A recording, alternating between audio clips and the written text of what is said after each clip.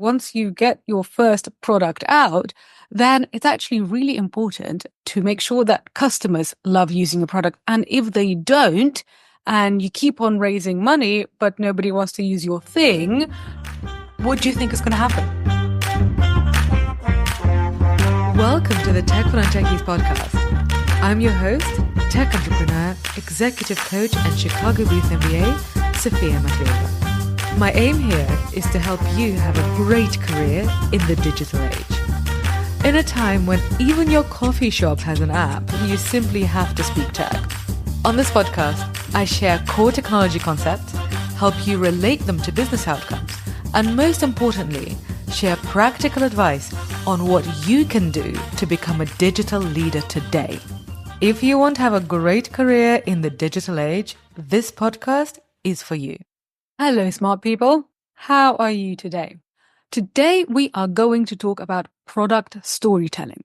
And if you're a founder, you're probably really tired of lessons about pitch storytelling because there are so many of them. And pitch storytelling, it's important. It's basically a way to tell stories to get investors or CFOs, basically people with money, to fund your project. And this is important because basically, if you don't have money to fund your project, it ain't gonna happen, right? But pitch storytelling, as in learning how to tell stories for an investor pitch, is not the only type of storytelling that you need. You also need to be able to do product storytelling. And what is that? Essentially, it's a way to show your users, your customers, people who use your product, about why it's going to be useful for them and how it's going to make their lives better.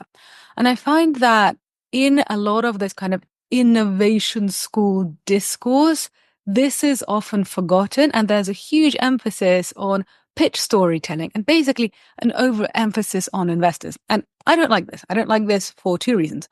One is that it assumes that everybody has to fundraise. It assumes that basically every company, every founder has to fundraise to be successful. And this is nonsense, right? In my first company, I had investors. In my second company, I don't have investors. There are pros and cons. There are lots of very successful businesses that do not have investors and that have reached scale. And frankly, if you're going to have an exit, it's going to be better for you if you are not massively diluted. But that's a whole other story. Anyway, so don't assume that you have to get investors to make your product a success. And also, even if you do have investors, the main people who really matter, like your boss, these are your customers. These are your users. Because yes, at the beginning, when you don't have anything, you maybe don't have any customers, and then storytelling to investors is super important. But after a while, once you get your first product out, then it's actually really important to make sure that customers love using your product. And if they don't, and you keep on raising money, but nobody wants to use your thing, what do you think is going to happen? Even if you're great at investor storytelling, if people don't want to use your product, you are not going to be in a good place. I'm trying to think of a polite way of saying that, but you know what I mean. You're basically going to be screwed. So this is why product storytelling matters. And this is what we're going to focus on today. So this lesson is important for obviously founders, technical or non-technical. My audience is mainly non-technical founders. It's also important for corporate innovators, right? Because if you are changing processes, if you're inventing something new, you need to get people on board. And it's not just about money, it's about getting your users on board. And this is especially important for people who are leading in digital transformation, because what I see often is that people say, we've got this new tool and now you must use this new tool and here is a training. And basically that is a surefire way to get people to hate you. So instead, you need to learn how to get them to want to do the training and get them to want to use the new thing. Okay? So I'm going to give you an example now of how Duolingo, an app that I absolutely love, how Duolingo has used this. So what is the problem that Duolingo solves? So the problem is that learning languages is hard, and also learning languages can be really boring. So for any of you who have sat in a grammar class, you know exactly what I mean. So this is the problem. The problem is the villain. learning languages is hard and boring. So the solution comes in, and that's the hero. So Duolingo made language learning fun. It's gamified. So actually, it's one of the things that I now do when I find myself reaching for my phone and I want to get on TikTok or I want to get on Instagram. I'm like, no, I can get an endorphin hit from Duolingo and actually learn a language. So Duolingo made language learning fun and accessible and either free or not too expensive. And so that the solution is the hero and the problem is the villain. And then there's the transformation. What's the transformation that Duolingo gives us? That users learn languages at their own pace. They build confidence and also they actually stay motivated because there's this whole gamification element. So Duolingo helped. So this kind of storytelling helped Duolingo stand out in a very competitive market. And for those of you who want to learn languages, I'm sure you've tried lots and lots of different apps. I certainly have. And, Duolingo's strategy and storytelling has really, really made it stand out. And so for corporate innovators, again, let's imagine storytelling about your internal training tools. So if you are working on change management, instead of saying, use this new software because it's faster, you could say, this tool is going to save you 2 hours a week. So you can focus on work that matters most or just go home early. I mean, that is a selling point, right? Okay, so I've kind of given you the core framework of product storytelling. There are 3 bits. There's the villain, that's the problem, the hero, and then the transformation for the hero. So let's try this with Spotify. So how does Spotify use this framework? And by the way, if you are listening to this on Spotify, hello, thank you very much. Leave this show a rating on Spotify. I'll love you forever. Anyway, so how does Spotify use this framework? What's the villain? What's the problem? Well, in the olden days, we had MP3s, we had lots of music in lots of different places. Some of us may have even downloaded music illegally. Okay. Anyway, so Spotify, so that was the problem. Then in comes the hero, Spotify, or Apple Music, actually. So Spotify provides access to any song, anytime, without, lawsuits and so on. What's the transformation for us, for the users? Well, we move from spending hours trying to organize all of our CDs, if you remember that, MP3s and so on, and Spotify is basically music at our fingertips whenever we want it. So that's the transformation. So let's try to apply this to a workforce tool, or actually, any tool. Like, I'm sure there's an AI revolution happening right now, and I'm finding that a lot of AI companies are saying, we're using AI to do this. And it's really unclear because they're emphasizing AI, which frankly, nobody should really care about. So instead of saying that your product in your corporate has AI enhanced reporting features, you could say, see exactly what you need in one click. It's saving hours of analysis. Okay, so this brings me to my next point. So first we covered this 3-stage framework. So the villain, that's the problem. The hero, that's the solution. And then the transformation. What happens to our hero? And our hero is the user. What happens to our hero as a result of them using our solution? And it should be something good, right? If something good doesn't happen to our hero, that means it's either the wrong hero or our product needs some help. Okay, so now that we have discovered this 3-pillar framework of product storytelling, there's something that I am going to go on at you for ages about now. It's called features versus benefit.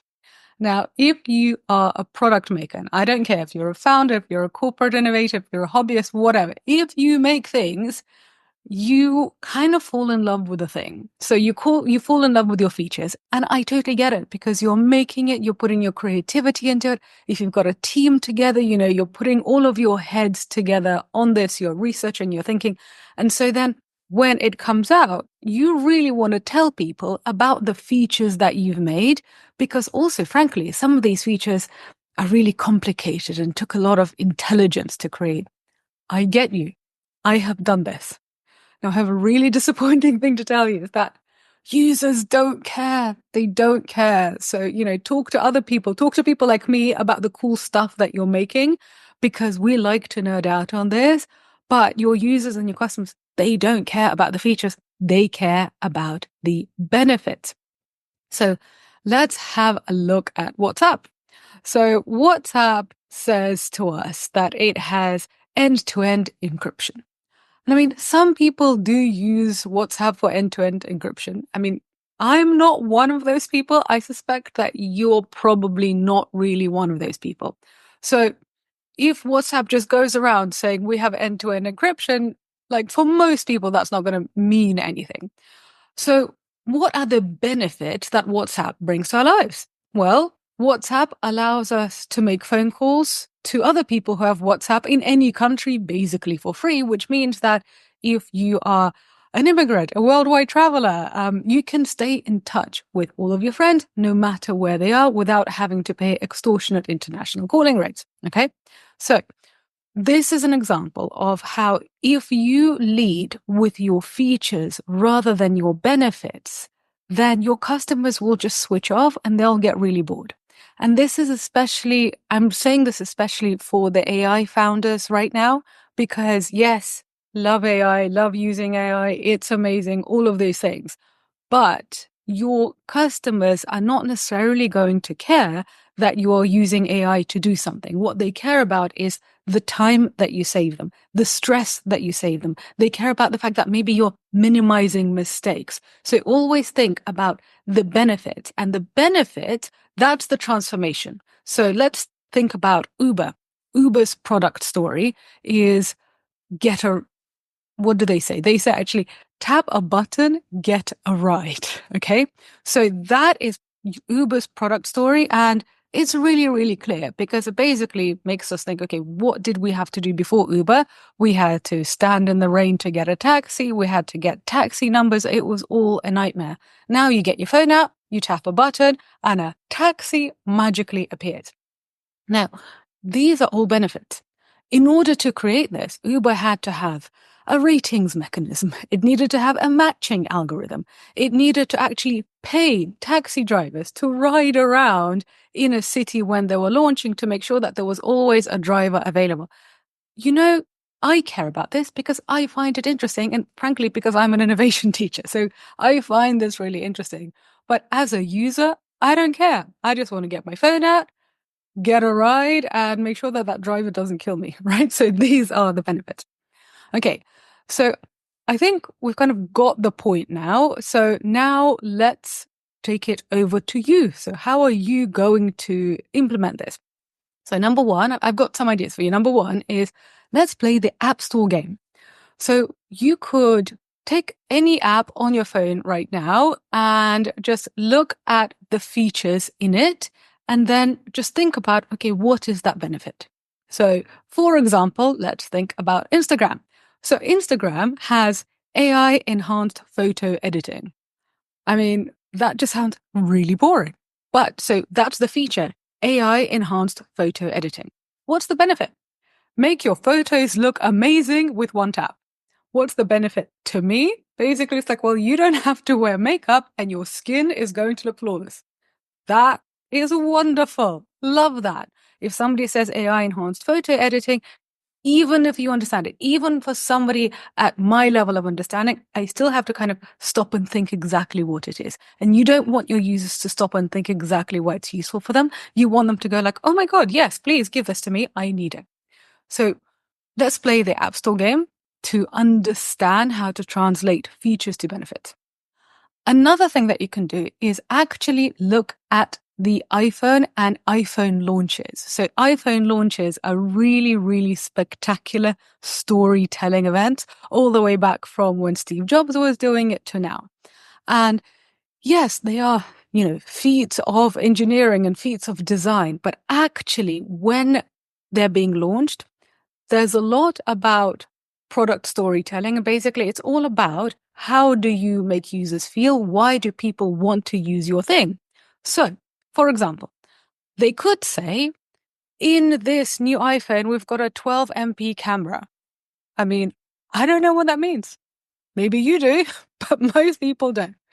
Or you could translate that to, if you are a lover of football, you could capture every detail of the game-winning goal. Okay? So that actually makes sense. So you could look at Apple press releases, you could look at Apple iPhone releases, you could also actually just look at Apple advertising for their products, and they're emphasizing the benefits. And as a result, you can work backwards to what the features are. And here is a workplace tool test that you can do. So you can rewrite internal tool descriptions into benefits. And actually, if you're working in an innovation department, this is something that you could do, and, maybe that'll make your boss happy. So, for example, I bet if you work in corporate, a lot of you are going to have something called an advanced project management dashboard. And that sounds incredibly boring and also super vague, right? So what could you translate that into? What is product storytelling? Change that into benefits. Your dashboard keeps your team aligned and on track without extra meetings. Okay, is that clear? Is that better? I want to use a tool that's going to help me minimize meetings and thus save me time and stress. I don't want an advanced project management dashboard. Okay, I think we've got this. I think we've got the fact that product storytelling really matters. And I would argue that product storytelling matters more than pitch storytelling. So for those of you who are either pitching to investors or trying to shake down the CFO for money on your innovation project, I would say that product storytelling actually matters more. Because yes, you need to understand market size for your investor storytelling and so on. But you primarily need to tell people, why are you making this thing? What problem is this thing solving? Why will people really want to use it? And, fundamentally, why will they pay for it? And that's all about product storytelling. So if you are sitting there and you're thinking, well, I have all of these skills that I need to learn. This is the start of 2025. I have all of these skills that I want to learn in 2025. I suggest you pick product storytelling first if you actually want to make new things. So what I like to do with my students in my programs, after I've taught them this, I usually give them a worksheet so they can fill in this 3-pillar thing. Remember, the 3 pillars are the problem, that's the villain, then the hero, your product, and then the transformation. So I get them to fill in this worksheet that basically says, okay, what problem are we solving? What is our solution? What is the transformation that people are going to get as a result? And sometimes people get stuck because they're like, well, I'm not sure exactly how to phrase it. I don't know exactly what to do. That's completely normal. Just do that. And what I say to people, just fill that out as best as you possibly can. Do not spend ages on it. Half an hour to an hour is fine. An hour is actually probably too long. And then go out to your target market and try it. See how people respond. If your target customers are like, oh my God, I totally have that problem, and yes, I really want to have this transformation, then you're onto something. But if your target customers are like, well, I have that problem, but it's not really a big deal, or I don't have that problem, or this transformation isn't really worth me downloading a new app, like it's a problem, but I don't care about solving it, then that's something to investigate. It's something to investigate about your target market, about your product, and about your idea as a whole. Okay? So your calls to action, what is it that I want you to do? Is I want you to try this. If you're working on your own products, try product storytelling to your target customers. And if you are not working on your own product, just look at the products that you have on your phone and understand how a feature like AI enhanced photo editing gets translated into a benefit. Because the biggest tech companies in the world know how to do product storytelling at an expert level, which is why, they keep on creating billionaires upon billionaires. All right. Well, thank you very much for watching this video. I'm really curious about how you are going to implement all of this. So please get in touch with me on social media. LinkedIn is usually my favorite place. So get in touch with me on LinkedIn. Let me know how you're implementing all of this.